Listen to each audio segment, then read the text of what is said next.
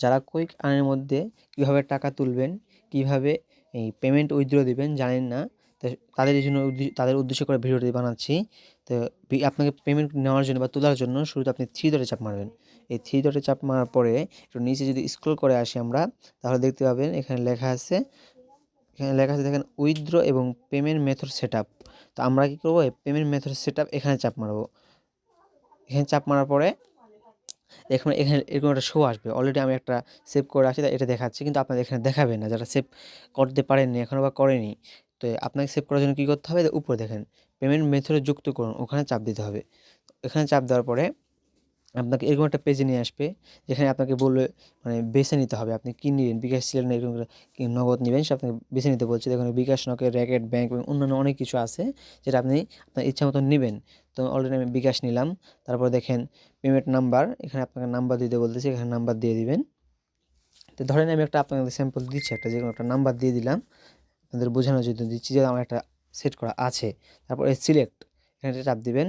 তারপর এখানে সিলেক্টে এজেন্ট দিবেন না পার্সোনাল দিবেন না কী দিবেন সেটা আপনি নিয়ে নেবেন। যেমন ধরেন পার্সোনাল দিলাম, বা পার্সোনাল দিলেন, বা আপনার যে ক্যাশ ইন, এটা ক্যাশ ইন দিলেন, হ্যাঁ ক্যাশ ইন দিবেন তাহলে ভালো হবে।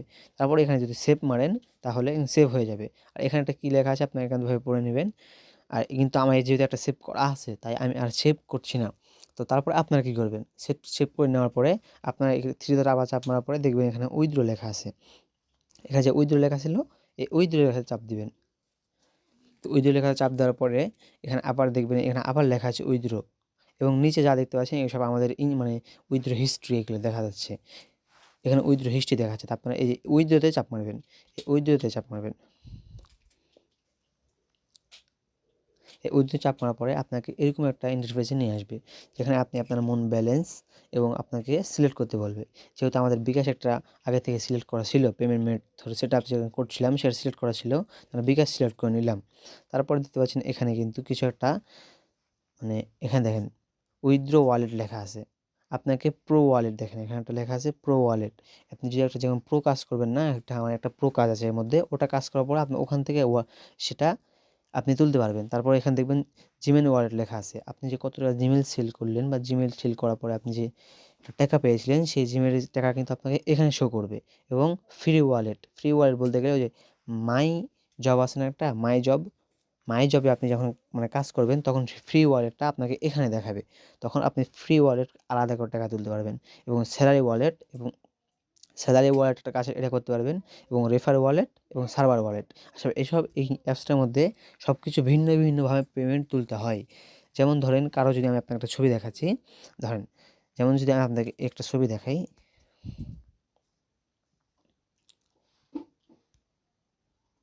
ধরেন এই যে এখানে একটা ছবি দেখতে পাচ্ছেন। এই ছবিতে যেমন একটু ভুল হয়ে গেছে, এই যে এখানে একটা ছবি দেখতে পাচ্ছেন, এই যে একটা ছবি, এই ছবিতে দেখেন এখানে কিন্তু এই যে জিমেইল ওয়ালেট দেখতে পাচ্ছেন, যেটা জিমেইল ওয়ালেট এটা কিন্তু 36 টাকা দেওয়া আছে, এবং ফ্রি ওয়ালেট এটা 41 টাকা দেওয়া আছে। তাহলে তিনি কী করছেন, মাইজব করে হয়তো 41 টাকা পেয়েছেন, বা হয়তো বোনাস টোনাস পেয়ে এখানে 41 টাকা হয়েছে। আর এখানে তিনি কী করেছেন, জিমেইল সেল করে এই 36 টাকা পেয়েছেন। এখন আমরা কিন্তু একত্রে দিনার দেখেন 77 টাকা হয়েছে। কিন্তু আমরা যদি এখন ভাবি যে 60 টাকা হতে তুলতে দেয়, তাহলে আমরা এখন যে 60 টাকা উইথড্র দিব, তখন কিন্তু আমাদের উইথড্র দিতে দিচ্ছে না। কারণ কি, এখানে এই যে ভিন্নভাবে তুলতে হবে। আপনার যদি জিমেইলে 60 টাকা হয়, তাহলে আপনি জিমেইলে 60 টাকা তুলতে পারবেন। আপনাকে দেখাচ্ছি দেখেন। দেখেন এখানে যদি আপনার আমরা যদি জিমেইলে চাপ দেই, এখানে যদি জিমেইলে চাপ দেই, এখানে যদি জিমেইলে চাপ দেই, তাহলে দেখেন এখানে 60 টাকা সর্বনিম্ন উইথড্র। এখানে যদি জিমেইল চাপ দেই তাহলে 60 টাকা সর্বনিম্ন উইথড্র। এবং যদি ফ্রি ওয়ালেট চাপ দেই, ওয়ালেটে চাপ দেই, এই ফ্রি ওয়ালেটে চাপ দেই, তারপরে দেখতে পাচ্ছেন নিচে এই ফ্রি ওয়ালেটের সর্বনিম্ন উইথড্র হলো 320 টাকা। তা ফ্রি ওয়ালেটে আমি মাইজব করে 320 টাকা করার পরে আমরা 320 টাকা উইথড্র দিতে পারবো। এভাবে যদি আমরা স্যালারিতে চাপ দিই, স্যালারি ওয়ালেটে চাপ দিই, তাহলে এখানে দেখতে পারবো স্যালারি ওয়ালেট সর্বনিম্ন 500 টাকা। আপনি এহালে ইনশাল্লাহ উইথড্র দিতে পারবেন, ছাড়া উইথড্র দিতে পারবেন না। আপনার প্রথমে তো যে কোনো একটার মধ্যে 60 টাকা সর্বনিম্ন হতে হবে, তাহলে আপনি উইথড্র দিতে পারবেন। আসসালামু আলাইকুম ওয়া রাহমাতুল্লাহি ওয়া বারাকাতুহু।